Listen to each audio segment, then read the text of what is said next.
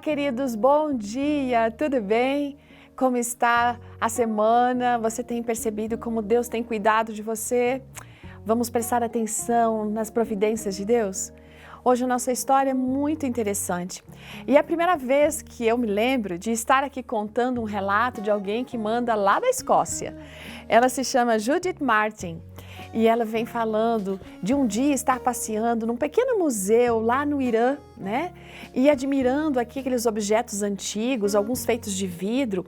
E ao notar todos aqueles objetos, observaram uma garrafa. Essa garrafa tinha um lindo tom azul médio, era um formato assim diferente, muito elegante, um gargalo longo, tinha uma tampa hermética. E elas estavam olhando com admiração aquela garrafa. Aí o guia turístico falou assim, olha, esta é uma garrafa especial. Esta se chama a garrafa de lágrimas. Como assim? Ele foi explicando e eu vou contar para você.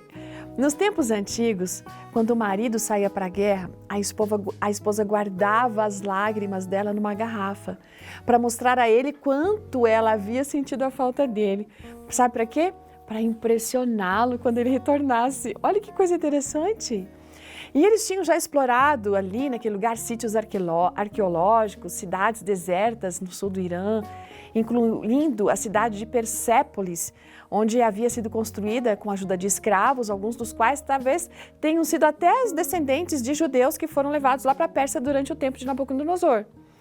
Aquelas belas molduras nas ruínas daqueles palácios, fizeram a nossa amiga aqui voltar no tempo.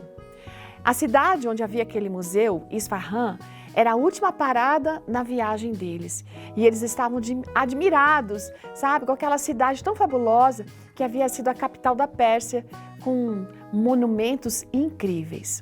Naquele dia, ela aprendeu que as garrafas de lágrimas, tão populares naquela época do Oriente Médio, eram uma espécie de diário líquido. No dia seguinte, enquanto ela lia a sua Bíblia, de manhã bem cedo, ela se deparou com um texto que está em Salmo 56, verso 8, que diz assim: Contaste os meus passos quando sofri perseguições, recolhe as minhas lágrimas no teu odre. Olha que coisa incrível! E ela pegou e leu de novo.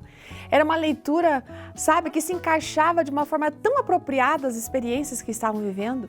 O que será que Deus estava querendo dizer? Ela nunca tinha lido aquele texto antes e, para falar a verdade, eu também não lembro de ter lido. Se ela havia se esquecido, ela não lembra, mas aquilo foi muito significativo. O texto fez com que ela se lembrasse de que Deus conhece todas as nossas peregrinações, os nossos altos, os nossos baixos, ao longo dos anos da nossa vida. Deus sabe do nosso sofrimento, Ele conhece as nossas lágrimas e Ele chora conosco.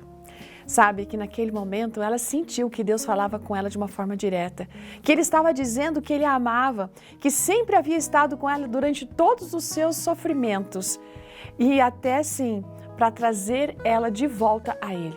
Não é assim que Deus age conosco também?